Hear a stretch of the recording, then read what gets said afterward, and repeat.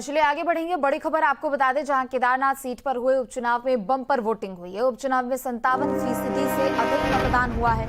EVM में 6 प्रत्याशियों की किस्मत कैद हो चुकी है। बीजेपी और कांग्रेस में कांटे की टक्कर देखी जा रही है। बता दें कि उपचुनाव के नतीजे 23 नवंबर को आएंगे। तो उत्तराखंड की केदारनाथ विधानसभा सीट पर बम्पर वोटिंग हुई है। शाम 5 बजे तक तकरीबन 58.9% तक मतदान हुआ और इसी के साथ 6 प्रत्याशियों की किस्मत ईवीएम में कैद हो गई। उपचुनाव में बीजेपी और कांग्रेस में कांटे की टक्कर है। तो वहीं बता दें कि 23 नवंबर को नतीजे सामने आएंगे।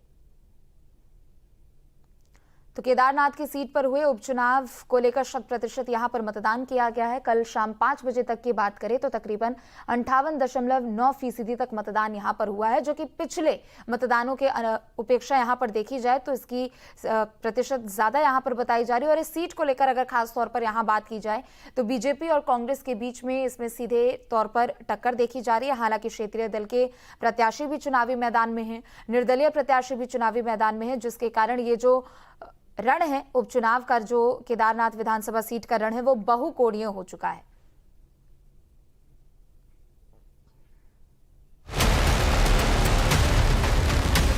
उत्तराखंड की केदारनाथ विधानसभा उपचुनाव के लिए वोटिंग संपन्न हुई। कड़ाके की सर्दी में भी मतदाता गर्म कपड़े और मफलर लपेटकर मतदान केंद्रों पर पहुंचे और बड़े ही उत्साह के साथ में वोटिंग की। लगभग 56.78% वोटिंग हुई। केदारनाथ सीट पर बम्पर वोटिंग। शाम 5 बजे तक 56.78% मतदान हुआ। ईवीएम में कैद हुई 6 प्रत्याशियों की किस्मत। बीजेपी और कांग्रेस में है कांटे की टक्कर। 23 नवंबर को आएगा उपचुनाव का रिजल्ट। केदारनाथ विधानसभा उपचुनाव न सिर्फ बीजेपी बल्कि कांग्रेस के लिए भी बेहद अहम है। या यूं कहें कि इस सीट पर उपचुनाव सिर्फ एक चुनाव नहीं बल्कि देवभूमि की राजनीति में महत्वपूर्ण मोड़ लाने वाला है। ये चुनाव दोनों ही पार्टियों के लिए प्रतिष्ठा की लड़ाई है। माना जा रहा है कि ये चुनाव राजनीतिक समीकरणों को भी एक नया आकार देने का संकेत है। जहां एक और बीजेपी महिला प्रत्याशियों की जीत का मिथक दोहराने की कोशिश में है, तो वहीं दूसरी ओर कांग्रेस इसे तोड़ने के लिए संघर्ष कर रही है। हालांकि इसका फैसला 23 नवंबर को काउंटिंग के साथ ही हो जाएगा कि केदारनाथ में जीत का सेहरा किसके सिर सजेगा।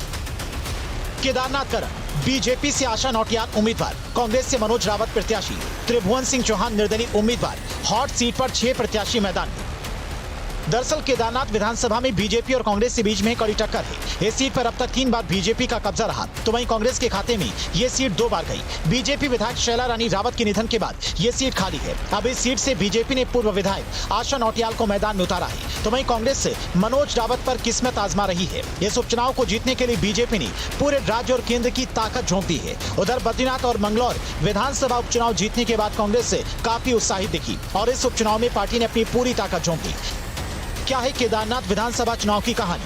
विधायक शैला रानी रावत के निधन के बाद सीट खाली। केदारनाथ सीट पर अब तक 5 बार चुनाव हुए। बीजेपी 3 बार, कांग्रेस ने 2 बार हासिल की जीत। इस बार भी बीजेपी और कांग्रेस की सीधी टक्कर। आपको बता दें कि केदारनाथ सीट पर महिला प्रत्याशियों की जीत का मिथक रहा है। यह मिथक 2017 में कांग्रेस के मनोज रावत ने तोड़ी थी, लेकिन एक बार फिर से बीजेपी इस मिथक को स्थापित करने की कोशिश में है। पिछले चुनाव के आंकड़ों पर अगर आप नजर डालेंगे तो केदारनाथ सीट पर महिला वोटर्स निर्णायक भूमिका में रही है। अगर मुद्दों की बात करें तो केदारनाथ उपचुनाव में बीजेपी और कांग्रेस दोनों ने जनता के मुद्दों को प्राथमिकता दी। इस उपचुनाव में नतीजों का असर सिर्फ एक सीट पर नहीं पड़ेगा, बल्कि ये आने वाले विधानसभा चुनाव और बीजेपी कांग्रेस के सियासी भविष्य का भी फैसला करेगा। जहां इस सीट पर जीत बीजेपी के लिए प्रतिष्ठा का सवाल है, तो वहीं कांग्रेस के लिए ये 2027 के चुनाव से पहले अपनी ताकत दिखाने का मौका है।